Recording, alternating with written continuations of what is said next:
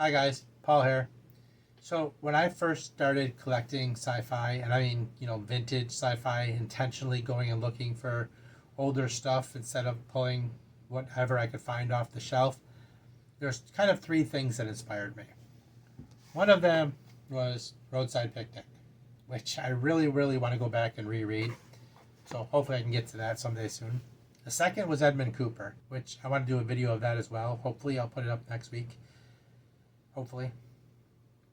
And the third was Clifford D. Simak. And I'm not sure what appealed to me about Simak and Cooper, but something caught my imagination, something caught my attention, and I started collecting with them. That was where I began intentionally looking for old sci-fi. Now, if you're a sci-fi fan, you obviously know who Clifford D. Simak is. If you've been reading for a while, if you read old school sci-fi, he's well known to you. Waystation and City are pretty famous books. He's got a few others that are well known. But just in case you don't, Clifford Simak is a science fiction writer. He's put out 30 novels. I have all but two of them. The only two I don't have are two of the last three he wrote. And that would be Where the Evil Dwells from 1982 and Highway of Eternity from 1986.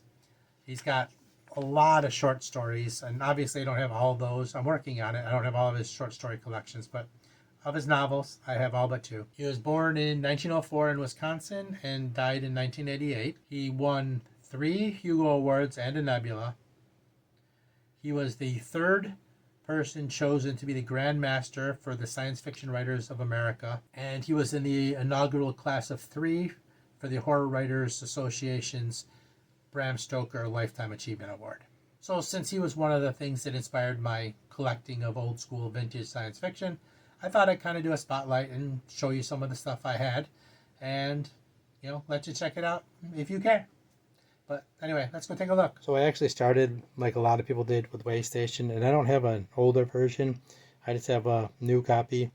So it's one I don't have in an old version, but at least I have the book and read it. So it's there. And then after that I picked up a new version of Time is the Simplest Thing. But I was able to luckily find an old version of Time is the Simplest Thing at a library sale for 10 cents. So that's very cool.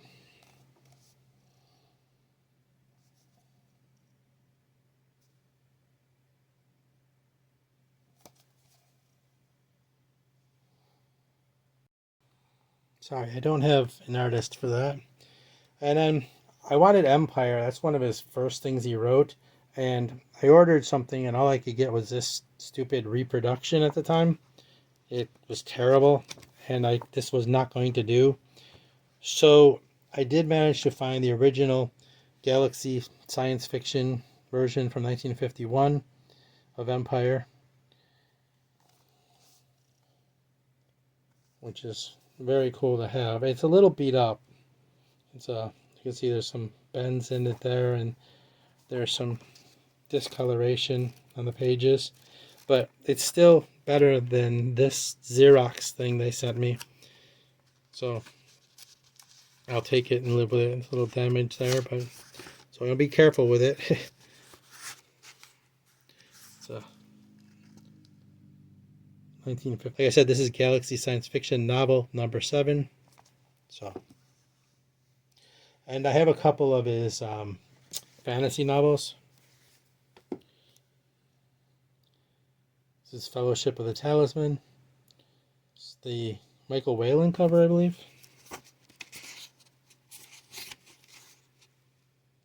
Yeah, Michael Whalen cover. Should know by looking at it, but I was questioning myself. And Enchanted Pilgrimage, which is another one of his fantasy novels. He didn't write a lot of fantasy, but there are a couple out there. He was a sci-fi guy. And this is a Daryl K. Sweet cover.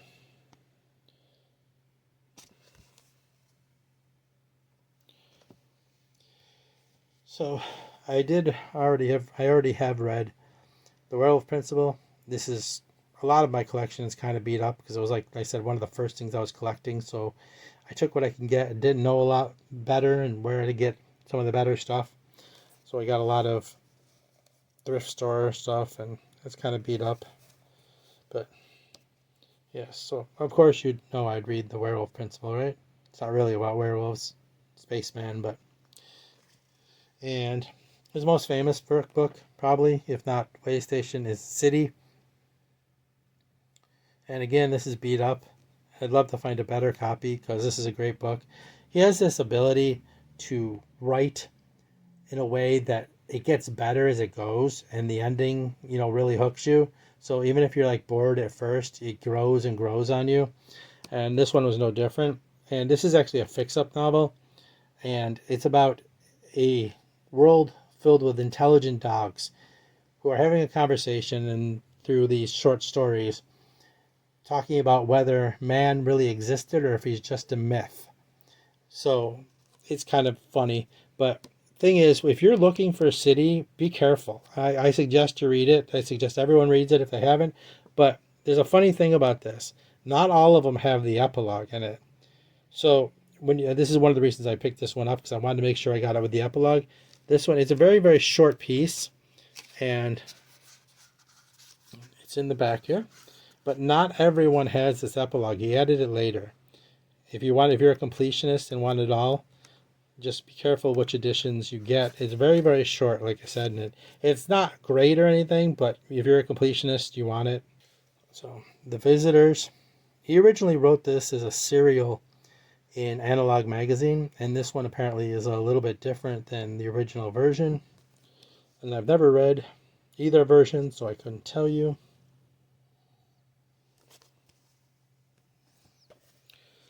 So this is Destiny Doll. Getting a little discoloration, imperfect, but at least I have it.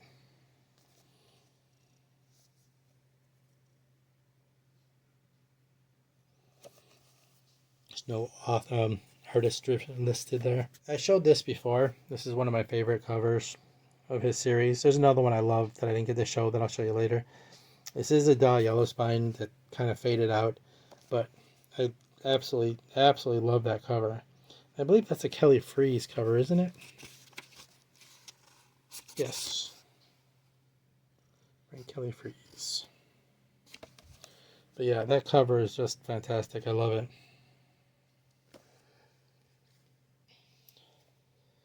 Special Deliverance. Gonna focus that. That's obviously Michael Whalen art. Pretty distinct, right? Stickers. So, Special Deliverance.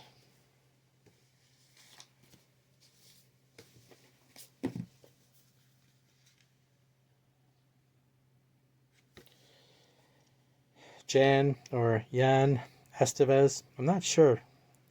But anyway, that cover is just glorious. I mean, that's cool. All Flesh is Grass.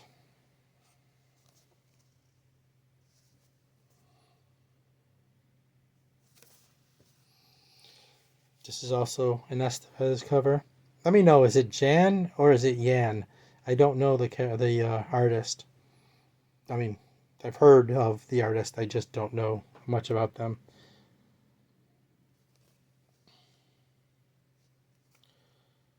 One Man Against an Encroaching Alien Doom. Alright.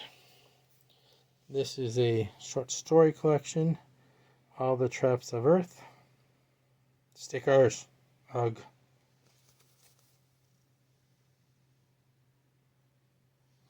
Blurred by Heinlein. You want to see the short stories in it? Here's a list of them, if you're interested. I don't have an artist for that. But Project Pope. So this is a little beat up and discolored too. My Poor Sad books. Alien Priests in Space. This is a Vatican 17. It's discolored.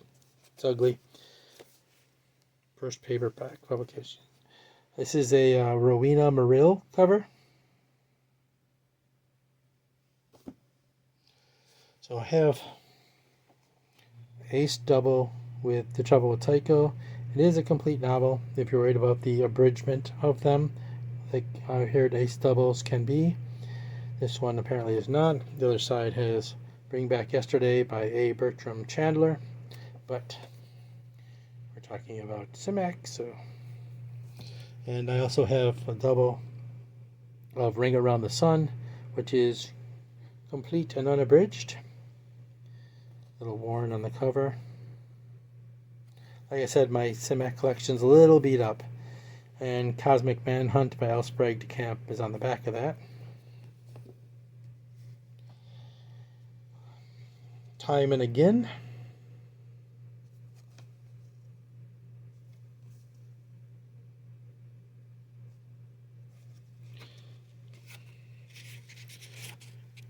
And Jack Gowan is the artist, but it's a cool cover. Got your bubble helmets and everything. Feels proper old school. This is one of my favorite covers, and I didn't get to show it before. It is a Kelly Freas cover, Cemetery World. That is just absolutely gorgeous. I love that cover as well. That would be right up there with the other one. It is a Dal Yellow spine, and this one, happily, is in good shape.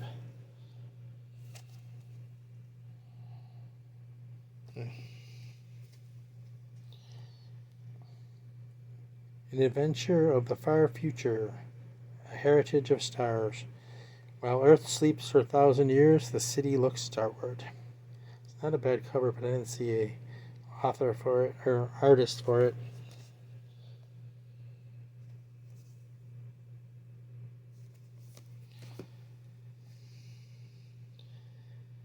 Cosmic Engineers, another one I picked up at that library sale for a dime. Definitely not going to complain about that. It's in good shape too. Upon you and you alone must rest the fate of the universe. You are the only ones to save it. No pressure. I don't know if it has an artist inside. To my mother and father. How sweet.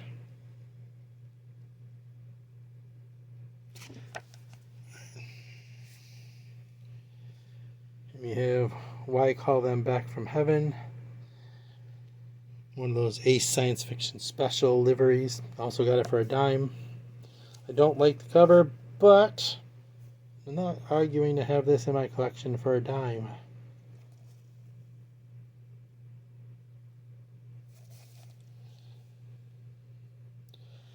Let me guess, that's a Powers image, right? Let's see if it says.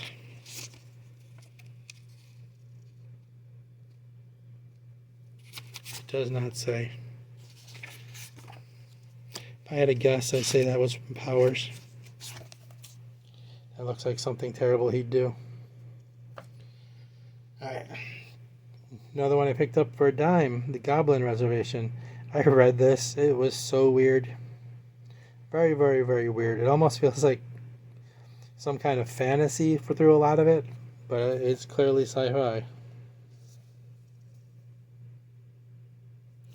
And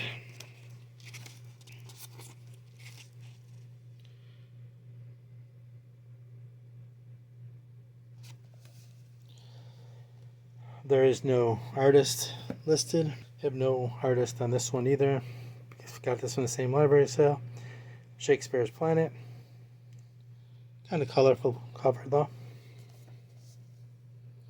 Like I said, for a dime, I am not arguing any of these. They had a whole stack of them just sitting there. So, no artist. A Choice of Gods. Another one I picked up for a dime.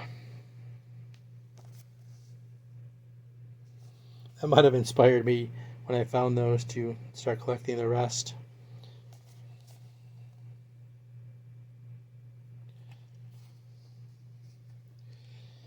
Again, as you can see, I picked up a whole bunch of these for a dime. This is a yellow spine. Our children's children.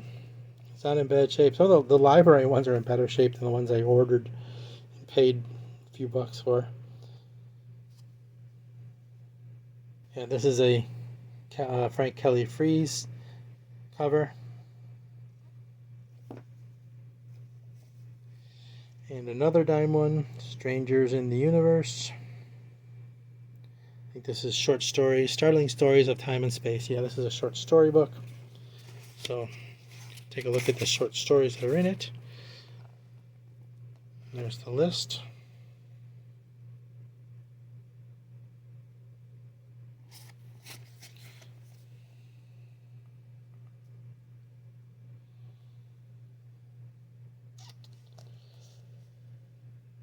Strangers in the Universe. A lot of people love this cover. It is not bad. Macedonia. I haven't read it. Someday I shall.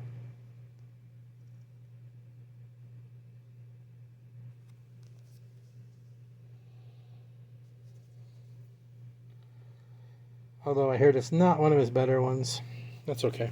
It's apparently it's a first edition, but there is no artist listed. It's a shame.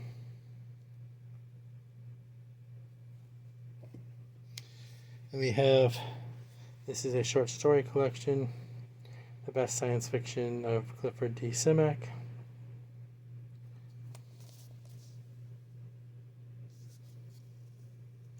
Again, kind of beat up. Let's take a look at the short stories.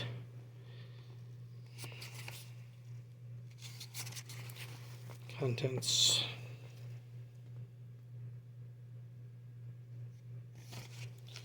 And yep, that's it. And finally, I have this Best Science Fiction Stories of Clifford Simak in the hardcover, which picked up off a shelf in a used bookstore. It's a little ragged, but it is the same collection in that paperback I just showed you, but I didn't want to leave it behind because I was collecting. And that's a weird cover. So there's some tears in it though. Anyway, so yeah, there's my Clifford Simak collection. I hope you enjoyed that. Hope you found something in there you like. And I really want to do the Edmund Cooper. There isn't as many of them, but hopefully I can get that out and show you what I've collected at my Edmund Cooper. So thanks for showing up. Please subscribe. I'll be back soon. Thank you. See you later.